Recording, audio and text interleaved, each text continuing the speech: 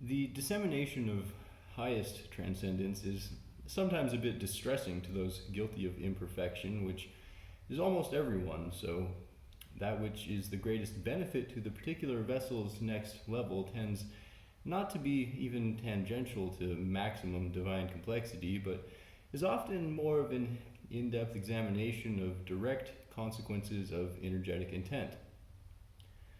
So, all souls invested with compounding interest in encouraging the ideal evolution of everything everywhere forever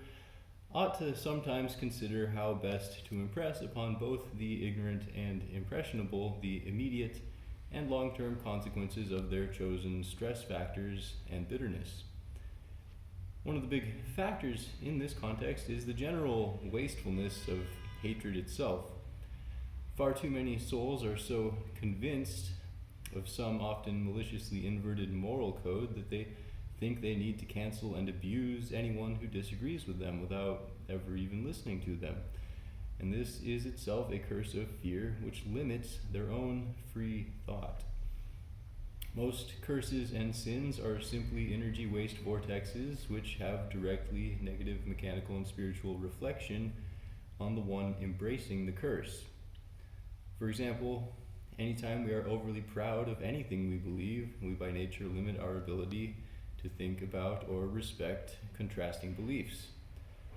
All sins are simply psychological tendencies which have universally negative consequences, and the closer people come to the understanding that sinful behaviors are merely self destructive,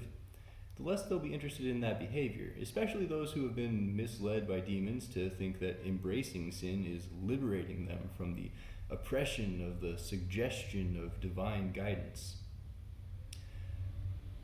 Confusion and inversion is the name of the devil's game, and that's also a cosmically logical consequence of the philosophy of evil which desires the power of other souls. One cannot steal the power of personally empowered souls as much as weakened souls. And you can understand that purely mechanically without extracting it to the highest realm, wherein it is the cornerstone of a war between vengeful immortals against their own creator, and particularly against the children of their creator, who are much easier to deceive and mislead, which is to say, mankind. And circling back, the best way to rescue mankind from being hostages to eternally damned demons and fallen angels in this holy war for universal fate is to teach people certain nuances about the consequences of their energy, of their philosophies and thoughts and actions, and how we look at and treat one another. So go ahead and